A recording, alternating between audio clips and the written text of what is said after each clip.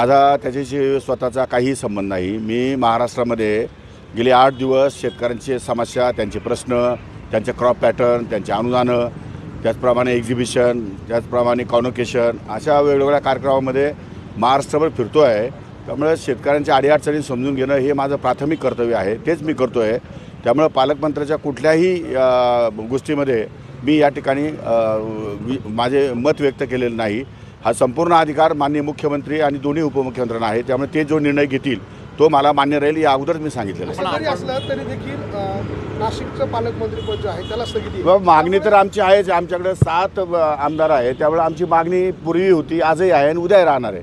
त्यामुळे मेजॉरिटी नियमाप्रमाणे किंवा धोरणाप्रमाणे ज्यांचे आमदार जास्त आहे त्यांना पालकमंत्रीपद मिळावं अशी सर्वसाधारणपणे अपेक्षा आहे। परंतु अपेक्षा जरी असली तर निर्णय घेण्याचे अधिकार माननीय मुख्यमंत्र्यांना आहे। मुख्यमंत्री ज्यावर योग्य तो निर्णय घेतील। पण आपण पालकमंत्री पदासाठी इच्छुक आहात तशी आपण मागणी केलेली आहे? नाही, माझा पक्ष निर्णय घेईल। मी मागणी कशी केली नाही, काही नाही।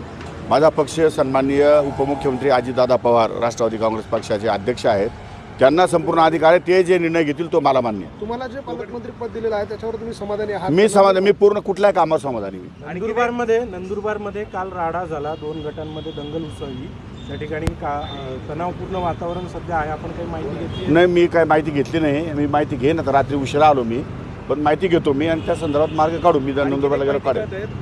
नाशिकचं पालकमंत्री पद हे राष्ट्रवादीला जाईल आणि रायगडचं शिवसेनेला जाईल अशा पद्धतीने नाही सांगता मला काही माहिती नाही आणि मी त्या संदर्भात भाष्य करू इच्छितो। पण त्यामुळे जे वरिष्ठ नेते आहेत मुख्यमंत्री उपमुख्यमंत्री यांच्यामध्ये ताळमेळ नाही अशी चर्चा आहे आणि एक निर्णय घेताना त्याला स्थगिती देऊन ही नामुष्की नाही, ते चुकीची चर्चा आहे। अंतर्गत त्यांचा अतिशय गुड अंडरस्टँडिंग आहे।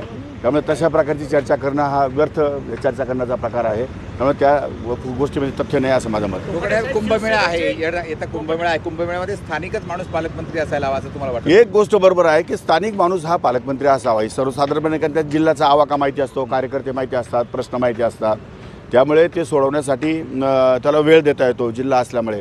इतर जिल्ह्यामध्ये जायचं म्हटल्यानंतर कधीतरी 4-6 महिन्यांनी जायचं, नुसतं नॉर्मल पाठी टाकायला जायचं, ते पण बरोबर नाही। पण तो शेवटी निर्णय मुख्यमंत्र्याचा आहे, त्यांनी तो विचार करून निर्णय घेतला असावा असं माझं मत आहे। मागच्या कुंभमेळ्याच्या गिरीश महाजनच पालकमंत्री होते, तेच कुंभमेळा मंत्री होते। ते आता कोण आहे आणि कोण होते आणि कोणी असावं हा पूर्ण अधिकार माननीय मुख्यमंत्र्याचा आहे, त्यामुळे त्याच्यावर भाष्य करणं योग्य नाही। शिवसेनेचे 2च आमदार आहेत, मात्र तरी देखील शिवसेना दावा करते। दावा कोणी करू शकतं, का करू नये त्यांनी दावा? त्यांनी दावा करणं काय वाईट आहे असं मला म्हणायचं नाही। मग आता गिरीश महाजन 4-5 BJPचे आमदार, मंत्री एक आहे नाही, मग ते जाहीर झालेच की नाही। त्यामुळे असं दावा करणं किंवा मागणं किंवा अपेक्षा ठेवणं ही काही चुकीची गोष्ट आहे असं मला वाटत नाही। संजय राऊतांनी गंभीर आरोप केला आहे की मुख्यमंत्री पदावरून ज्यावेळेला एकनाथ शिंदे रुसले त्यावेळेला उदय सामंत 20 आमदार घेऊन तयार होते येण्यासाठी आणि त्याच्यामुळे घाईघाईनं मुख्यमंत्री पुन्हा एकदा म्हणजे असं काही माझ्या नॉलेजमध्ये नाही आहे। काल आपण असं बोललात की केंद्राच्या अनुदानामुळे अनुदान मिळत नसल्यामुळे राज्यातल्या अनेक योजना रखडलेल्या अनुदान मिळत नाही असं म्हटलो नाही, अनुदान प्रलंबित आहे। अनुदान मिळाल्यानंतर सगळ्यांची वाटप होईल। परंतु उद्या माझी दादांच्या बरोबर बैठक आहे, उद्या दादांकडनं काही पैसे उसने मिळाले तर ते केंद्राकडून येणारं अनुदान रिक्यूप करून महाराष्ट्रातल्या शेतकऱ्यांना अनुदानाच्या रकमा या ठिकाणी वर्ग करण्यासंदर्भात उद्या माझा दादांच्या बरोबर बैठक आहे, उद्या निर्णय होईल। मात्र केंद्राकडनं हे अनुदान लेट होण्यासाठी काय कारण सांगितलं? ते मी अजून माझ्या केंद्राशी सविस्तर बोलणं झालेलं नाही। जेव्हा मी केंद्राशी बोलेल त्यांच्या काय अडचणी ते समजून घेईल आणि त्यानंतर मी भाष्य करेन। पहाटेचा जो शपथविधी झाला नाही, काय परिणाम होतो असं मला वाटत नाही।